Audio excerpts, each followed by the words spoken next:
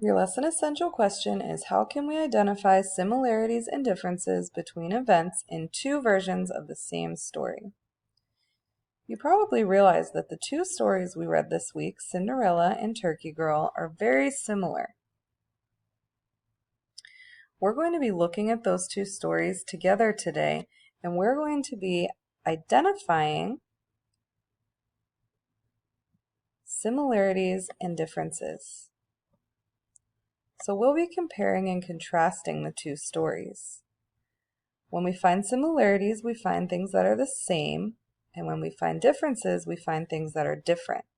So we'll be looking at both stories, and we'll be looking at the problems, the characters' responses, and the solutions. You know that every story has characters, setting, and a plot. You also know that characters respond to a problem to create the plot. Well, we can also compare and contrast the characters' problems and actions and reactions from stories that are similar. That's what we're going to be working on today.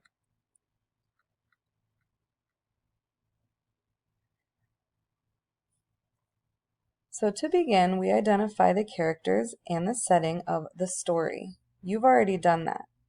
You identify the problems and that the characters are facing. That's the beginning of the story. Then you identify how the characters act and react to the problem throughout the story. We also identify the solution to the problem. Then we speak and write about the characters by talking about their actions and reactions. We did all of those things together using the story Turkey Girl.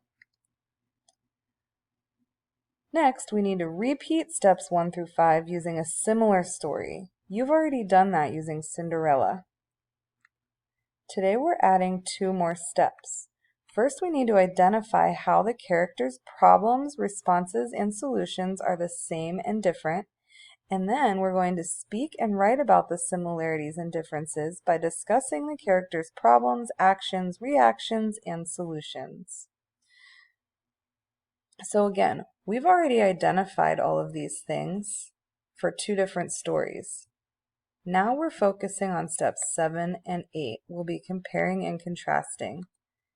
And we're really going to be looking for what those characters are thinking, saying, how they're feeling, and what they're doing in response to major events in stories. So we've read Turkey Girl and we've read Cinderella. Just to review, Turkey Girl's problem was that she cannot go to the dance in her old ugly clothes. The turkeys respond by saying they'll help her. The girl responds through her feelings. She's shocked, and then she thinks it's only right that the turkeys should talk. So the turkeys ask one thing of her. They ask that she returns before sunset because she is their only one that keeps them safe. And then they turn her clothes into a white dress. The girl responds through her words by thanking them and promising them to be back. Everyone at the dance praises her beauty, and the young men want to dance with her.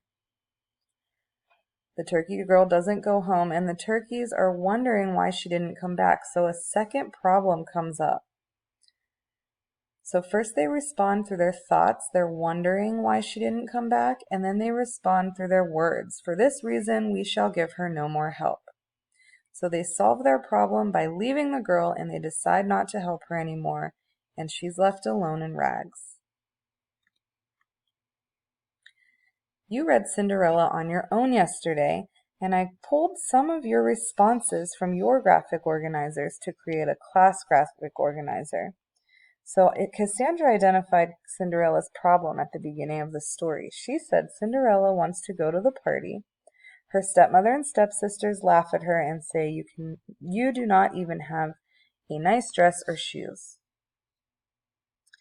So Cinderella goes to the hazel tree to make a wish, and the bird responds by giving Cinderella a gold dress and slippers. At the dance, the prince likes her so much that he won't dance with anyone else. Stefan identified a second problem in the story. Cinderella loses her shoe. The prince responds by going out with his men and searching for the owner of the slipper. Cassandra identified that Cinderella's foot fit easily into the slipper. Isabella identified the solution as Cinderella married the prince and was happy again. Now let's take a look at Cinderella and Turkey Girl and compare and contrast them.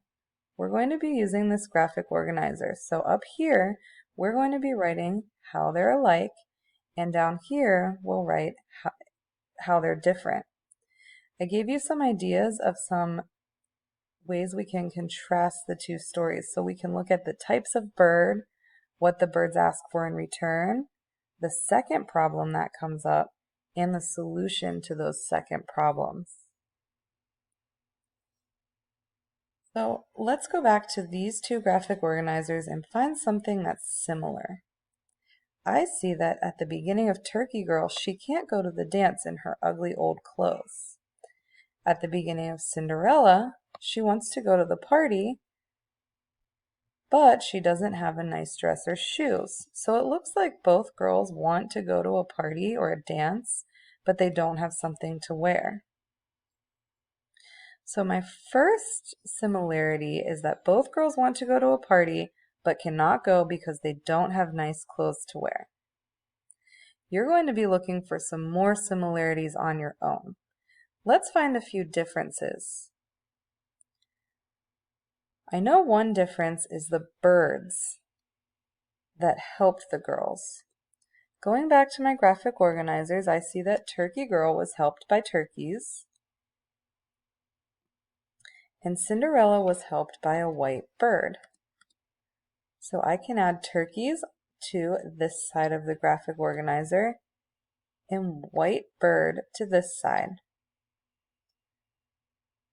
I also know that what the birds ask for in return is different.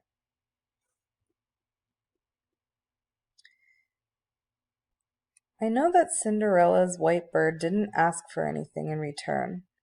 Can you find what the turkeys asked for in return?